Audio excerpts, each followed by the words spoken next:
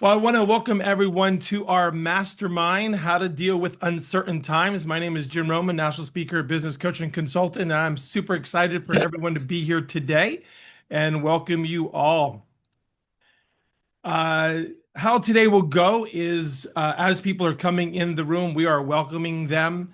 We'll have you make sure the chat is working. For example, if I can have everyone put in the chat at this time that you can hear me, if you could put the word yes or why, if you can type in the chat below that you can hear me and I sound well, good, okay, great. If you could put in the chat that you can hear me.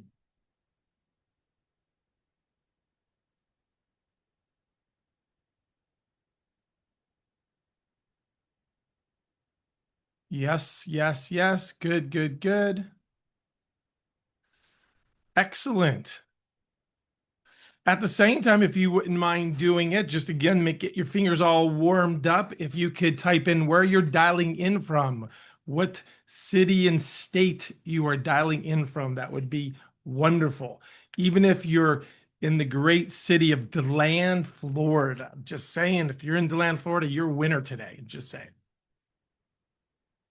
Altamont Springs, Caitlin's in DeLand, Florida. Go figure. Hee hee. Bruce is in Longwood. Welcome, welcome, welcome. Well, awesome. Well, so let's get started. Again, thank you, and each and every one of you, for being here in our topic of masterminding for an uncertain times. Um, I want to go over how this talk came about, and I would love to also know how this is affecting your business.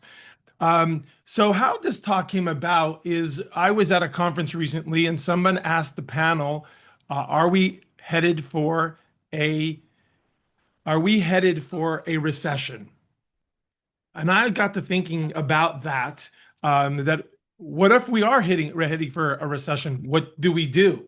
If we're not heading for a recession, what do we do? And so this is really for part of a, I don't know, ministry, if you'd say, or our public service to the people in my connections and my communities, that we want to know, what are you dealing with in these uncertain times, and how can you counter that? So really, I wanted to be able to give an opportunity to reconnect with some of you, see what's going on, how this is affecting you mentally, emotionally, financially, organizationally, and if there's anything we could share with you today in our mastermind, go deeper on a particular issue to hopefully give you a tool or two to have a breakthrough. So what I'd like for you to do at this time is in the chat, if you would let me know how is this current economic environment affecting your business? How is it affecting your people? How is it affecting you? What challenges are you ultimately facing right now with your business? What is your biggest challenge that you're facing right now? How's it affecting you, your team, yourself? So in the chat, if you would share that, that would be wonderful.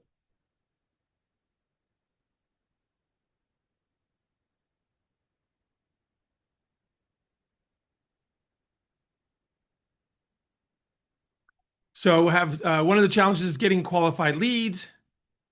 It's very hard to properties to lease or sell.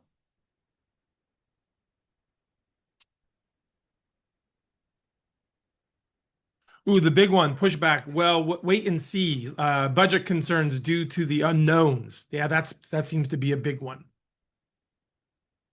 Q1 was good. April and May were slow. June seems to be picking up. We are in construction. Interest rates are definitely a big play in commercial construction.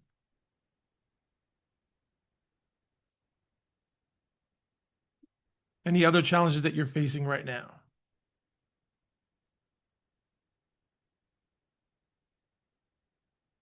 So it's lining up with what I'm finding that people are sharing with me, and I am seeing in other industries across the country what challenges they're facing. So I would love to address some of these and what you can do, and share some ahas that I have.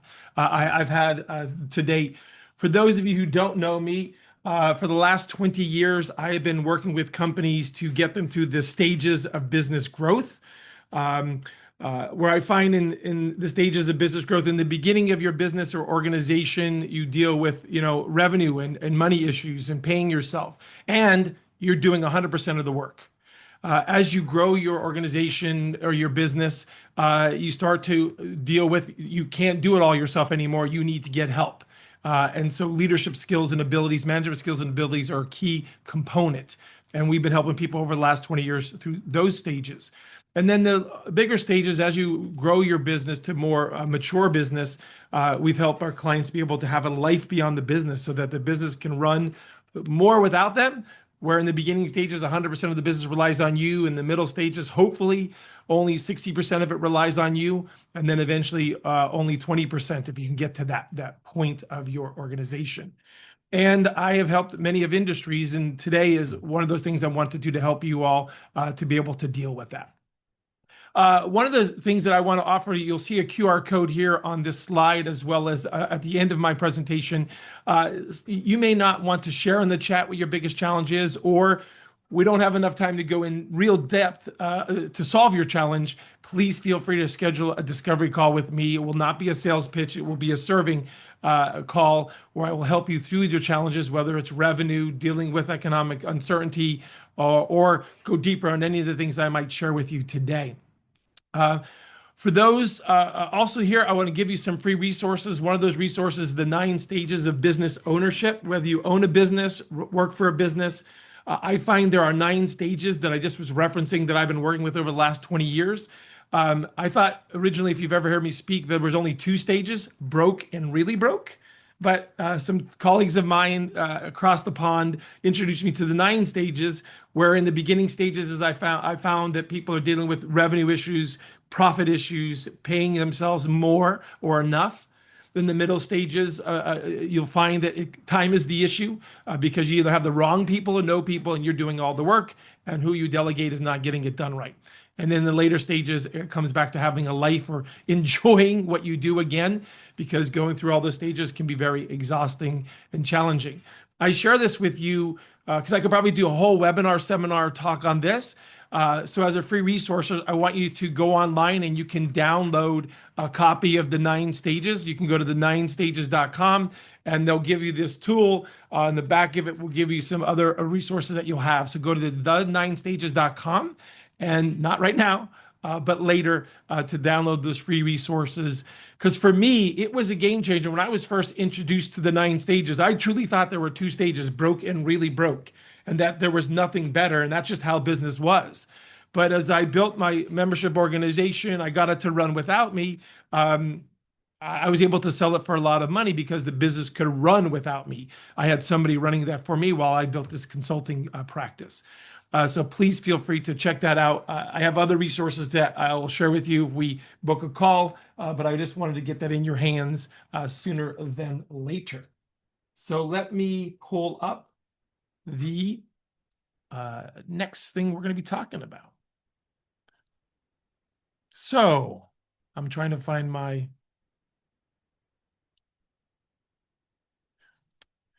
share button. So going back to, are we in a session or not in a session? And what I'm finding, the challenge that the people are having is, number one, is the ability to bring in business on a regular, consistent basis. Whether we are in a recession or not, we always have to bring in business. But the challenge this time around, and a lot of you shared it in the chat, and I would love for a show of hands, what took people 3 days to make a decision is now turned into 3 weeks. What took someone 3 weeks to make a decision to do business with us is now taking 3 months. In other words, they're taking longer to buy or to make a decision. Through a show of hands, how many people are having those challenges right now? Yeah, that's what I'm finding. I'm finding that let me think about it. I'm not sure. Now people are buying. There's no question that people are buying in all industries across the country all the time. The question is, are they buying from us? And are we in front of enough of the right people to get them to buy from us? And are we in front of enough people so that the percentage that are buying right now buy from us, so that while we're waiting on the other people, that seems to be a challenge. So one of the things I want to talk about today is what's getting in your way of bringing a business.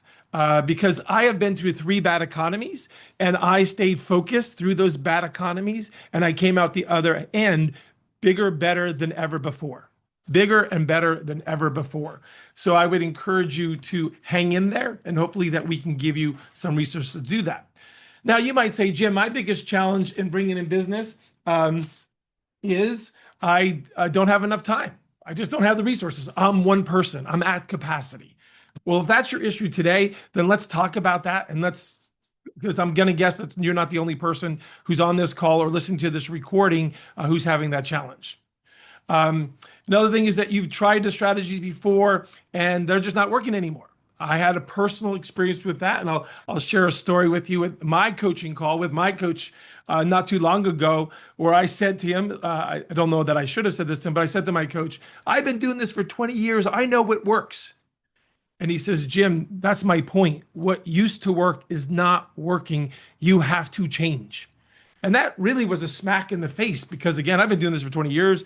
I've been successful. I've helped many people around the country. And I had to sit back and say, he's right. I had a really good first quarter, but this second quarter, things have slowed up for the very reasons you are saying, that people are taking longer to buy. Interest rates are affecting people's buying decisions and so much more. So what can we do to be able to do that? So I would love to know from you, where do you guys want to start? I want this to be interactive. I don't want to be a type of person who just shows up and throws up on you. I really want to go deep. So I would love to know who here has a big challenge that you would like to talk about over a masterminding like experience, so I can share with you what I would do if I were you and have helped others in the past in the industry that you're in. Who would love to volunteer? This is the interactive portion of our mastermind. Just unmute yourself, raise your hand. We'll call on you. We'd love to be here to help you. I know who's going to pick up first. I can tell by their face. They have that look. They have that look. Anyone? Let me put it a different way. This is your opportunity to get free coaching and consulting worth thousands and thousands of dollars. Could make the biggest difference for you. Caitlin, you're up. Go for it. What is it that you're struggling with, and how can we help you today in our mastermind in uncertain times? I am going for it, y'all. Well, hello, everyone. My name's Caitlin Healy. I am new to business coaching as of January. And I know part of my challenge and I know part of the solution, but I'd love to get insights from others. So, as a new coach, one of the things I'm torn between is offer my service to anyone and everyone because I want clients and experience and to just be creating impact. And then there's the part of me that knows that for the sake of like longevity, I really ought to be looking to niche down and find maybe two or three industries that are of particular interest, passion, that really, fill my cup. And to tie that all together, like what business development opportunities should I be pursuing given that the opportunities are endless? So great. Thank you for sharing. So let me share with you what I would do, as well as others on the call. Number one that I would be doing is I'd be looking at my purpose and passion for your profession, especially in these most difficult times that we're facing right now. You hit a wall, you're worried about your bills, you're questioning your existence, you're questioning your business. And so this is a perfect opportunity to stop, drop, and pray, as I like to say, or stop, drop, and really reflect on your purpose and passion and why you do what you do. I remember working with a realtor. Her business had stalled. She actually didn't know it at the time, but she was thinking about getting out of her business. And I was asked to sit in on this mastermind, and I went around and I asked people, their introductions, why they do what they do. And it got to the realtor, and she said, "Oh, I help people buy their dream homes." And I did not feel any purpose and passion. In fact, she looked kind of depressed, to be honest with you. Her name is Sandy. And I said, "Sandy, but why do you really do what you do?" She goes, "Well, I want to help people buy the house." I'm like, I still didn't feel it. Right. Mm. And I said to her, "No, like really?" She goes, "So do you want to know?" I'm like, "Yeah." She's like, "Well, I believe that the house is one of the most important purchases, probably one of the biggest purchases that anybody will ever make in their life. Not only that, it's not a place for just a house, it's a home to raise your family and build a community. And that's what I'm doing. I'm building communities, helping families come together. That's why I do what I do in real estate. And I was like in shock. And I looked at Sandy and I said, Sandy, did you hear what you said? And she goes, uh-huh. I said, have you ever said that before? She goes, uh-uh. I said, bring that back. Bring that purpose and passion to the forefront. That's what's going to help you get through the tough times, in the uncertain times. And I'm happy to say that Sandy is still in the industry 10 years later.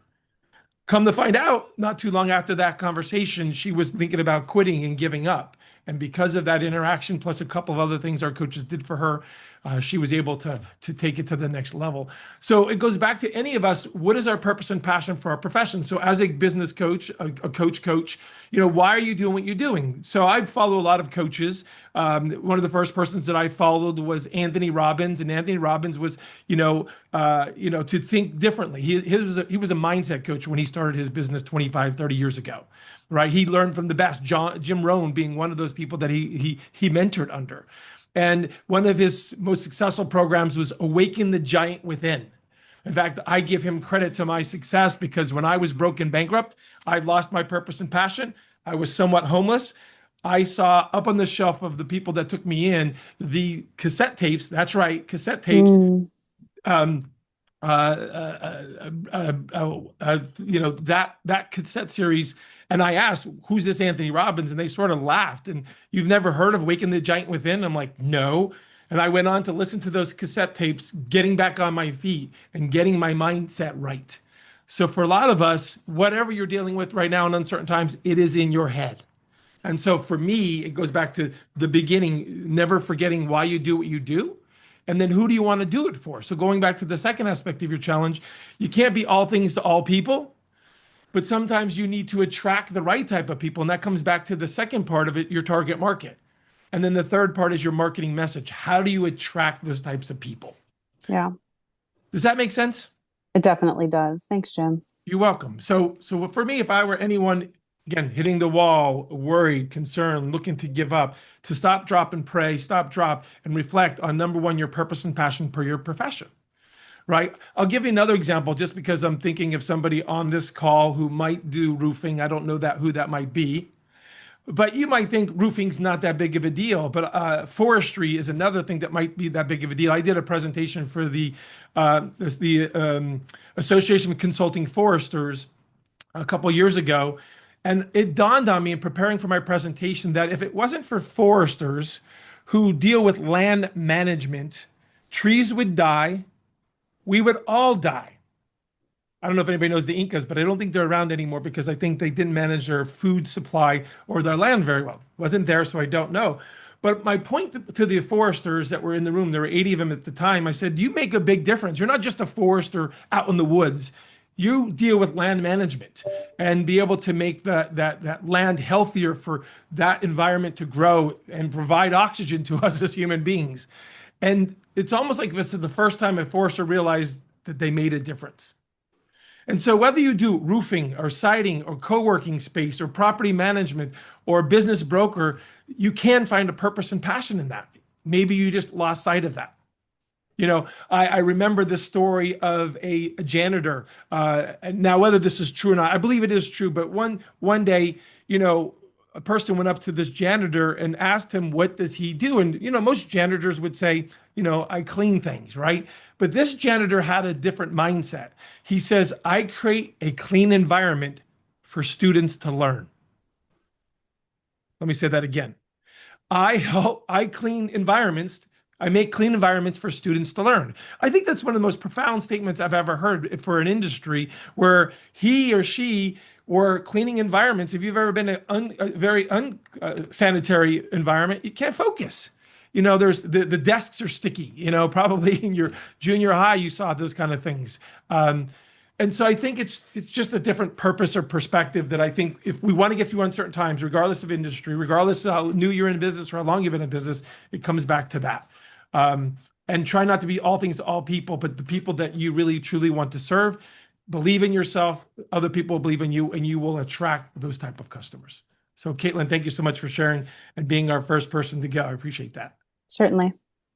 Anyone else want to share with me, what challenge they're facing and what we might be able to help with?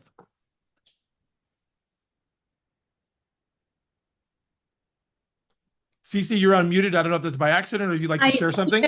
Jim, my mind is just like I can't zero in on the, like one particular thing, Sure. right? Yeah. So there's so much of our business that I feel like we need help with. I think one of the biggest things right now is that concept that you brought up at the beginning, where we know roofing, right? But there's so many other facets to running a business, um, that are not roofing related. They're marketing, accounting, you know, administrative type stuff. We don't know what we don't know. Hmm. And, you know, Jim and I are busy running the business. So, like, the business is essentially running us. Yeah. Like, if we're not here, things don't get done. Yeah. Well, let me speak to that if I could. And this may not be your specific challenge, but you inspired me to share some ideas and some tools to solve for that. Um, I think for me, it's interesting. So I sold my last business and got into consulting, what I'm doing now for 20 years. And one of my coaching clients, he was doing $800,000 of revenue, staffing firm in Virginia. And he says, my dad wants to meet with you before I hire you. He wants to, vet you, if you will. I'm like, sure. And his dad is an entrepreneur, had many businesses in his lifetime. And so I sat down with him. We were in Charlottesville, Virginia. We're having lunch. And within 5 minutes of having lunch, he said to me, so Jim, why'd you sell your business? And I'm like, well, isn't that what you're supposed to do? You build a business to sell? He goes, no. I was like, what? I think that, like, isn't that like you get a trophy for that? You sell the business? He's like, I have had several businesses and I was just curious why you sold it because, if it was making you money, why did you let it go? And I'm like, well, that's an interesting statement. I could tell you the whole story as to why I let it go, but I wanted to focus it on this business, all the long story short. But he said something right after that. He said, Jim, before I start a business or buy a business, I figure how I'm going to exit the business. I already know how I'm going to get out of the business. And I think so often when we get into business or start a business, we think about we're just going to do it and we'll figure it out later. And we become a prisoner of that business. My first business wasn't even a business, it was really a job, right? And I practically gave it away. I mean, just practically gave it away. My second business, I sold as is because it sort of ran without me. I really didn't add value to it. And so I sold it to one of my directors as is. And it wasn't until the third business that ran without me, paid me a six-figure income, that when someone came along and said, I'll pay you X, I'm like, whoa, you can have it, right? The difference is the first one was a job. The second one was, a micro business, and the third one was a real business. And so, what I would ask people to do if you haven't done this exercise is think about what your business will look like if it can run without you. How do you plan on exiting the business? But more, just as important, or how to get there, is how can you start freeing yourself from the business? So if you're doing 100% of your work for your department, CC, and Jim's doing 100% of his, how can you go to 90% and someone else is doing the other 5%? And then someone's doing another 5% and slowly free yourself from the business. For example, my first freeing of my business I did was I hired a bookkeeper. I don't know about you, but I hate doing taxes. It took me 3 months to do my taxes. It took me 2.5 months to avoid it, and then 2 weeks before the deadline to get my taxes done. And then I had somebody at one of my lunch and learns said, I love numbers. I love receipts. I love figuring out puzzles. Her name is Anita. And I said, Anita, would you like to do my bookkeeping? She goes, I would love to. I said, the problem is I have it in a box. She goes, box is the same as a bag. I don't care. And so I met with her, interviewed her, gave her over that box. And no joke, within 2 weeks, she was done. Again, it took me 2.5 months to avoid it, 2 weeks to get it done. In 2 weeks, she had it all done. And that's when I realized I don't have to be the person who does it all. And that's when I started freeing myself. Then I got a part-time assistant. Then I got myself a full-time assistant. I've had business development officers. I have marketing assistants. I have a copywriter. So I have freed myself more and more year after year from my business. And I don't know if that pertains to you or someone listening to this recording, but if you're doing 100% of the work, I'd have the exercise, how can I start to do less of the work if possible? And it begins with, what would you get off your plate first, second, and third? And then the question is, how do you do that when you don't have enough revenue, you don't have enough profit? Well, that's a whole nother conversation, which we can go into if anybody wants to. So I just wanted to share that for you, CC. I don't know if that pertains to you, particularly at this very moment, but I know that people are struggling with, we're just at capacity. We have to run the business, do the sales, do the administrative stuff. And I would say stop, drop, and pray. And maybe even map out an organizational chart. There's a great book out, E-Myth by Michael Gerber. In the book, he talks about organizational structure, creating a business that's like a franchise. And they talk about in the middle of the book that specific topic. So I highly recommend, if you're looking to build a business that won't kill you, E-Myth is a great book for that subject matter. Yes, Victoria. Hey, Jim. So as you know, I'm working on the co-working space, and I've been listening to a podcast called Everything Co-working, and it's been really good. A lot of information, like a fire hose to the face. Anyway, so a couple different people have talked to me about, what is your customer avatar? You have to create a customer avatar. These are your people who you want. And I think I know, well, I'm struggling a little bit, because I'd really like to get it really securely, like, this is exactly what my avatar is. But then I go, but is that too niche? Like, anyway, I'm having difficulty really, I guess, and I need to decide exactly what my avatar is, because then I can really laser focus the marketing when my website is done. So right now I'm, creating marketing, and we're finishing up the website in the next couple weeks. Corbin's coming to do the video on Saturday. Everyone who's in the area, please come to the Fitch House, 10 o'clock on Saturday. But yeah, just deciding how would you recommend I exactly narrow down and have it not be too focused, but what is the right, how many, you know what I'm saying? I do. So thank you. Great question. So I'll share with you how I went about it and my experience with this. Full disclosure, I don't know if this applies, but I was talking to my coach just recently, and I asked him, should I have a niche? He goes, no, I don't think you should have a niche, which was shocking, because I was waiting for him to say yes. Then I could say, I'm only going to be focusing on with this one industry, and then I would be able to just do all my marketing around that one industry. He goes, no, Jim, not in our industry as business coaches and consultants. You missed opportunity, right? So I'm still processing that, because that coaching call was just this week, just this past week. But I could tell you what I did, and I'm getting excited, so I feel this is spot on for you, whoever needs to hear this. So one of the things you want to be able to do is to be able to create a marketing message that talks about your purpose and passion, right? One of the concepts I love is out of the book Good to Great by he escapes my name. Good to Great by, nope, there he is, Jim Collins. And in the book, he talks about a hedgehog. And the hedgehog is about three things. It's about having a purpose and passion, something that's profitable, and you can be the best at.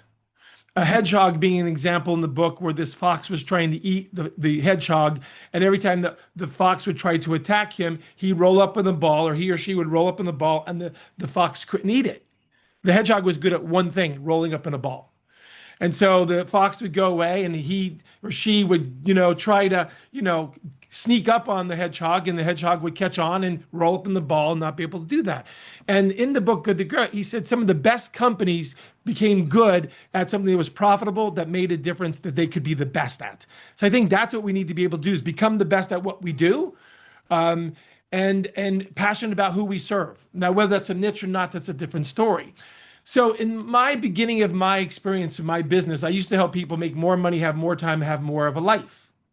That evolved to helping out the property management industry. Well, while I was helping out the property management industry, contractors would come up to me and say, hey, do you help out contractors? I'm like, well, yeah. Eventually, my clients became 60% contractors. Then it became real estate. Now I'm working on the National Association of Home Builders chapters throughout the country. And then within those chapters are contractors, builders, vendors and affiliates and the executive officers of those associations as well. And it's all about either having three things: more money, more time, and more of a life. Now, I've been doing this for 20 years and I have done the target market exercise. And in my experience, and I will share this with you, going back to the 9 stages, and think about this, the 9 stages is so I found out in the beginning of building this business that people came to me were doing around $200,000 of revenue or less. And so I had a service called the 90-day fast track. It was designed to get you more business in 90 days, 3 to 6 months. And that typically attracted people under $200,000 of revenue, tend to be salespeople or solopreneurs. And as I grew their businesses and attracted other businesses, I got a couple of $500,000 businesses. Then I got a couple of 750, 1,680, 1,800, and then 1 million, 2 million, 3 million. And eventually I shifted all my efforts over to the 1 million or more. And then one day I was talking to one of my clients. We were having lunch and he said, "Hey, how's business?" And I said, "You know what? My business has dried up." He's like, "Well, what happened?" I'm like, "Well, I started off helping companies below $250,000 and they grew, and I attracted $750,000 and I grew them to 1 million, and I started to focus on 1 million." And he goes, "It sounds like you dried up your pipeline." Those people were the people who drove the rest of your business. And so, long story short, I see there's like almost like a whole stage of businesses. In the beginning stages, people deal with money, right? So your marketing message, are you talking about saving money? Or in the middle stages, time. $500,000 companies don't have time. They're being controlled by their business. And so if you're talking about money, they have money. They just don't have time. So if your messaging is money and you want the middle market, they're not going to hear that marketing message. And then the 700 to 1 million, their problem with them is they don't have they have time and money, but they don't have the processes in place or the proper people to take it to the next level to treat the business the way they would treat the business. And so depending on who you're serving along that spectrum, and then you can go to 1 million, 3 million, 5 million, 10 million. I can talk about that. At 1 million to 3 million, that is again, people following processes. But more importantly, the casting your vision and mission to your leaders. And then when you get to 5 million, you have other challenges. And then you get 10 million. And I love the stages of business. Harvard did a study on the 5 stages of business when it comes to bigger businesses, and they had the same challenges. The business depends on the owner. They're doing 100% of the work. It depends on the leaders, and the owners have checked out, and the leaders are left by themselves, hence goes backwards in stages. So I don't know if that answers your question, but I would be figuring out my marketing message to who I want to market and be able to help those people, attract those people, and eventually you might upgrade your target market from $100,000 companies to $200,000 companies to $500,000 companies or more, depending on your industry. So I don't know if that helps, Victoria. Not really. I guess what I was more asking was the kind of people, not their annual income, but what am I going to concentrate on? Like I guess my gut says attorneys, bookkeepers, CPAs, healthcare professionals. But then someone else said, "Oh, you should do photographers, this, you know what I mean?" So, you know, So I have an answer to you. I have an answer for you. It's none of those. okay. When I want to come and use your co-working, and this is critically important, what I'm about to say to you. When I'm going to come to be a part of your co-working space, what are you ultimately hoping I'm accomplishing when I become involved? I hope you grow your business here and we're able to support you to meet your clients and utilize the business address. And what would be my challenge of a persona, avatar of yours? What would be my challenge in being able to grow my business as you see? You would be prohibited by the amount of money it costs to establish your own office space. Yeah, I like that. So what you really want are people who want to have the ability to grow their business to some extent, a fraction of the cost of having an office. Yeah. But a community that helps and encourages, inspire you to be able to be the best that you can be. Correct. So two things, the cost prohibitiveness of it, the need to be legitimate with a business address, and a community that will support you to grow your business and feel like a community in entrepreneurship. 100%. Okay. So anybody looking for those things. Correct. Okay. It goes back to those three things from good to great to hedgehog, or we call unique value proposition, is that, and the next person is like, do you do that for realtors? Yes. Do you do that for lawyers? Yes. If you want those three things. If you don't want those three things, then it's not a fit for your particular co-working community versus another co-working community where you don't have that. For some of them, there's 200 people at that co-working space. No one shows up and there's no community, but you have an address and you can pick up your mail. And but you, knowing you want to be able to create that community that's important, because anybody can have a co-working space, anybody could have a physical address, but we want to do that because of cost prohibitives to take that money and invest it in your success as part of our community. Right. Okay. Because I might go a step further, is that if you were to come up with a marketing campaign for attorneys, a marketing campaign for health professionals, and a marketing campaign for another profession, and market that and see where you get the traction, but trying to be all things, all people, you're not going to get you're not getting that kind of traction. So I like what you said. That's what I was worried about, several people. What's your avatar? What's your avatar? Well, I don't know. Maybe I should get one. So let me give you two examples of avatars that in my years of doing this. One was helping. This is what my first focus is, where I said I help companies go from micro to millions while having a life. And I was sitting in an auto repair shop while my vehicle was getting repaired, and someone asked, "What do you do?" And I said, "Help companies go from micro to millions while having a life." "Oh, my cousin needs to talk to you." I was in the elevator. Someone goes, "My husband needs to talk to you." See, that is an industry specific. Now, you can say that micro to millions, not everyone becomes millions. That could be limiting, correct? But it worked for a period of time. Fast forward to today, is I remove organizational stress from businesses. And people go, "Well, what kind of stress?" "Well, what kind of stress are you dealing with?" People problems, profit problems, things like that. So it's that marketing message that can serve the type of people who would get what you're saying. Okay. Thank you. You're welcome. My pleasure. Any other last masterminds, Bill? I finish up with some last tidbits and tools. So I have a formula, a 5-step process for those of you, for wherever you are to where you want to go. I want to share before we finish up the call, but before I share those 5 steps to your success, is there any last comments, questions that people want me to speak on, or clarifications that I didn't cover?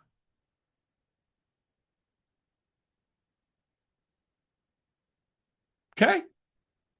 Well, if there's anything at the end, we'll leave a couple of minutes to end just in case you do. So what can you do based on all the things that we talked about today? What would I do? Depending on what industry you're in, what challenge you're facing right now. One of the first things that I would do to get where I am at today is to take bite-sized steps, take little mini steps. What do I mean that? Number one, how much revenue do you need to bringing in? If you're behind by $10,000 from last year's revenue, I don't know that you need to do 10,000 this year's revenue, because times have changed. You may not need that much revenue as you did before. But what I would want to be doing is figuring out what my numbers are. For example, here's a simple scorecard. What you would figure out what your revenue goals are, what your average sale is, to figure out your number of deals, divide that by your closing ratios, to figure out how many appointments that you need to have on a daily, weekly, monthly basis to just get to the next waypoint. An example here would be, is we fill this in, is you have a revenue goal of $300,000 of revenue. Your average sale is 10,000. It means you need 30 deals a year. Divide that by 12. You then need 2.5 deals a month. And the reason why I bring this up, it's pretty simple business principles, where so often people want to do $300,000 of revenue, and how they plan to achieve it is work hard, really hard, and at the end of the year, I hope that I hit it. Whereas I want to break it down into bite-sized pieces. For some of you, you just need to generate another $2,000 right now to keep the lights on. Or you need another $1,000 to provide for your family. Or you need $5,000 to be able to cover your rent at your place of business. Unless you're at your co-working space, it doesn't cost that much. Just saying.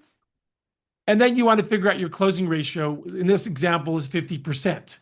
You divide that into that number. That tells me you need to have 5 appointments a month to be able to achieve your goal. If you have 25% closing ratio, if you're new to the business, that means you need 10 appointments.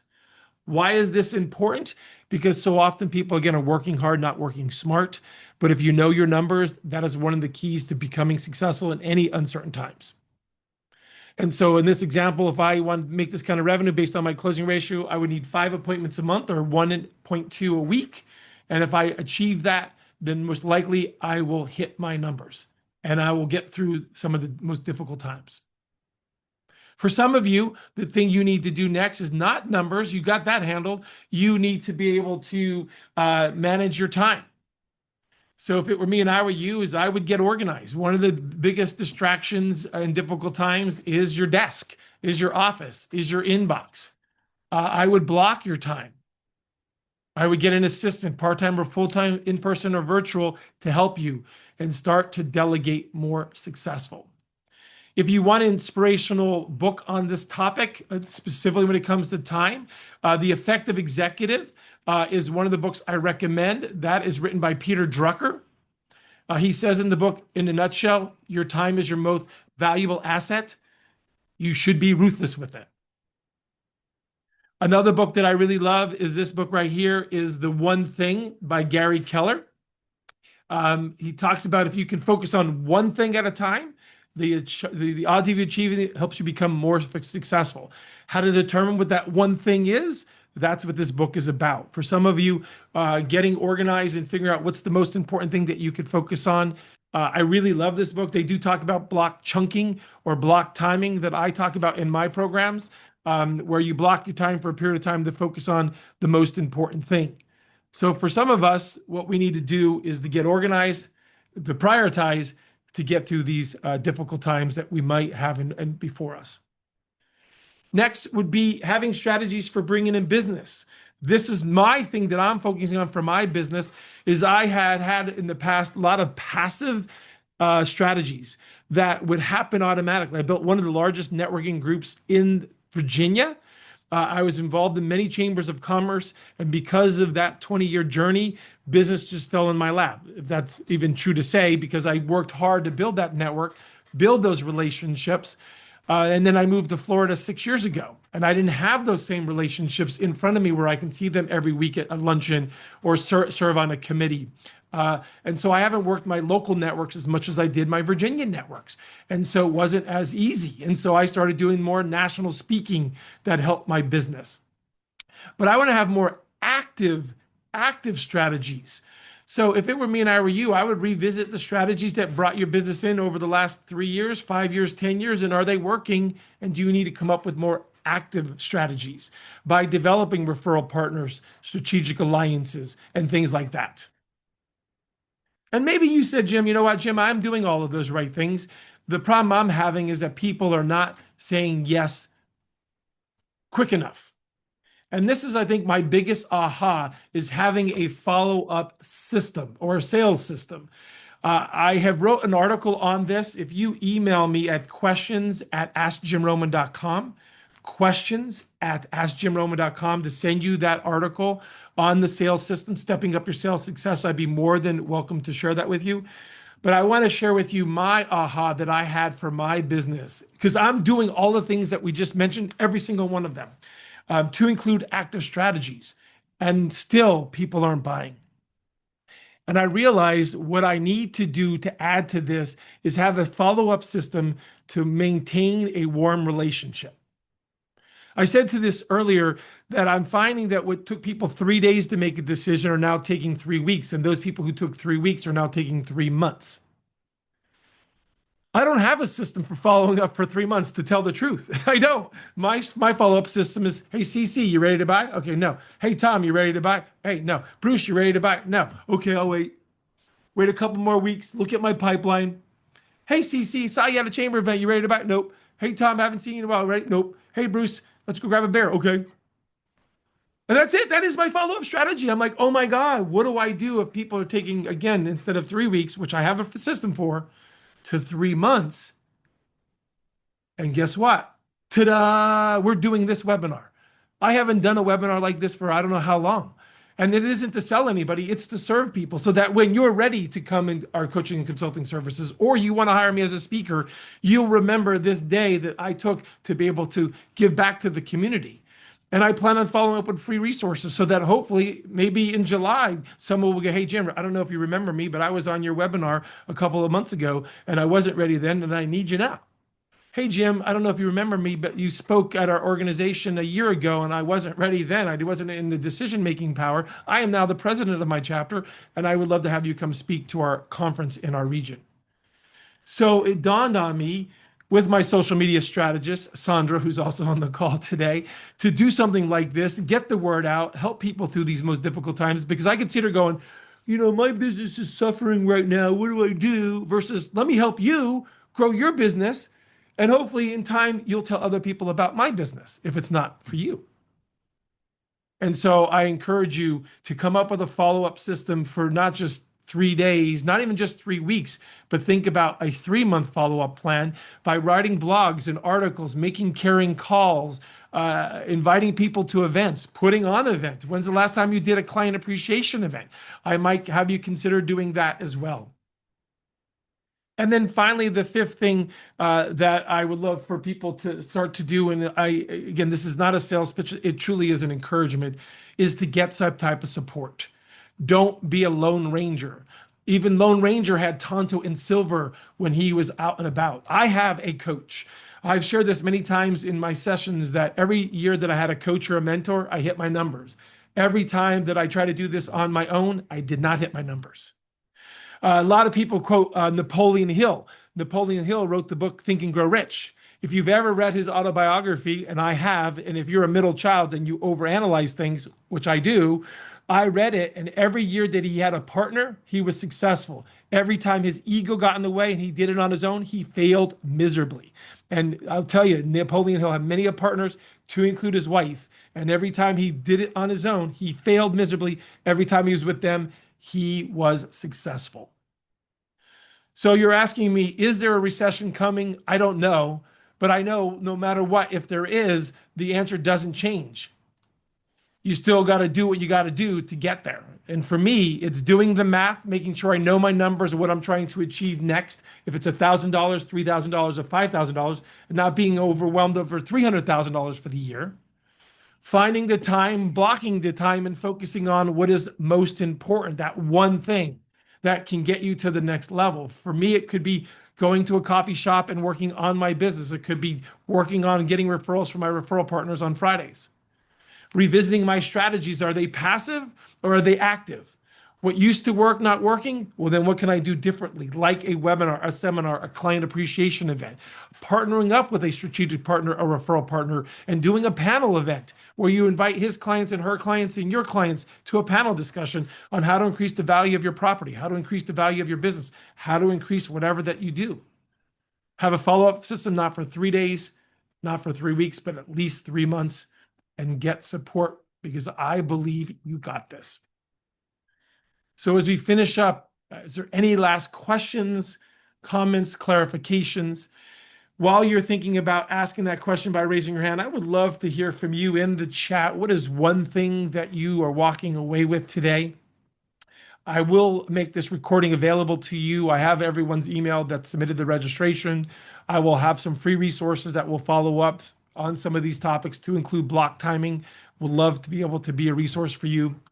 And then I would love to schedule a discovery call.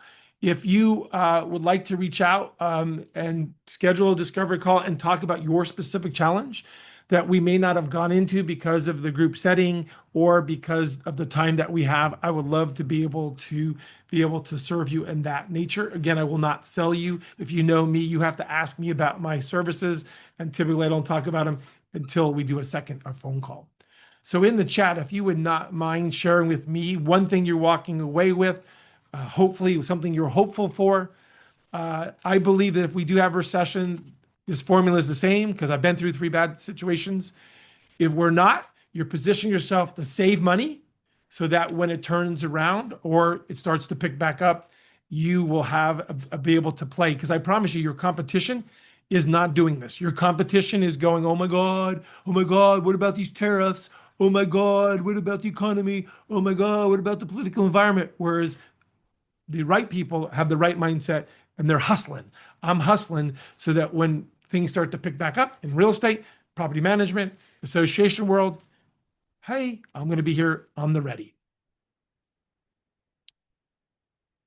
So with that being said, I'll finish up by saying thank you so much for being here. Those who want to stick around for a bit, I will stick around. We have 7 minutes left, but I wanted to finish up the recording for those who are not here. And so with that being said, I want to thank you for being here to our Mastermind in Uncertain Times. My name is Jim Roman. The more we know, the more we grow. And cut. So we can splice it there, but is there any questions, comments, anything else that anybody wants to talk about in our 6 minutes left that we have? Just want to say thank you for your time and encouragement, Jim. You're very welcome, Caitlin. Feel free to reach out to me. You got this. I believe in you. You're thinking the right things. You got a great website, by the way. You got a great system. Just be purposeful, and you are, about the people you want to help because they need you. We just need to find them and track them to you. Yep, you're totally right. Appreciate you. I'm hopping off. Have a good one. You too. Take care. Bye. Anybody else? Thanks, Jim. Great session. You're very welcome, Bruce. And you just need to do what we talked about. Just follow through on that for a period of time. So often we come up with a solution and we only try it for 2 days or 2 weeks or maybe 2 months. And sometimes that's not enough for you to get market share in the mind's eye of your prospect. And I know from firsthand, building several businesses, that if you focus on something for a short period of time, it doesn't get enough traction. And that's the 90-day fast track. We used to do the 90-day fast track randomly, and it wasn't until we were able to do what we do today. So anybody else? Thank you, Jim. I don't know that I was prepared for this call. I definitely thought I was going to be talked to and not asked to participate. But I appreciate you putting this session together, and you are 100% correct. It's being top of mind, when the shift is happening, for people to reach out to you. And I think that something like this is very helpful. Yeah, if in the commercial side of the business, if you're dealing with commercial builders or commercial realtors, commercial sign companies, in the past, you may only need 3 of those relationships. But the problem is, a third of them are not doing much. A third of them are being negative, possibly, and a third are doing business, but it's not enough to keep you in business. And so maybe if I had 5 commercial realtors, 5 commercial sign companies, 5 whatevers, then I have the chance of getting business from them. Because again, if you keep them positive and active, they'll attract business. That's what I do. That's how I got through the difficult times, is I kept my clients positive. And then when things turned around, their business grew, and then my business grew right behind them. Indeed. Thank you. You're welcome. Take care. Anybody else? We're going to stop the recording just in case. Anybody else? TC, good to see you. Not see you, but see that you're there. Phil, good to see you. TC's from back in the day. How are you? That's awesome. I'm actually very well. It was nice to get an invite. Thank you. You're very welcome. Well, again, as I mentioned in the call, it's difficult times. I could, buckle down and go, oh my God. And I'm like, no, I miss all the people. And if my family, friends, connections, community is suffering, let's give them the tools. Just give it to them. Because again, I hope that if you grow, you'll tell others, or, people will come back to our coaching services or whatever else that we're doing for them. So to see you, just your TC, this is so good to see you. Same here. Awesome. Well, you have a great rest of your day. You too. Thanks. You're welcome. Bye.